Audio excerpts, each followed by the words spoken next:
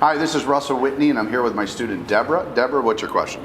My question is this: when you're promoting the 21 steps and one of your subscribers sends you a message asking for more details, at that point they have it bought. Okay. How much detail should you give them?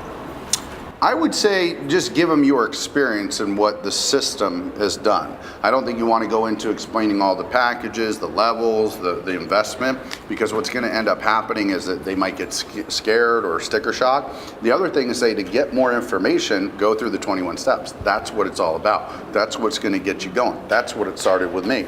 And all of these testimonials, or push them and get them to a live event. That's how they're going to take action.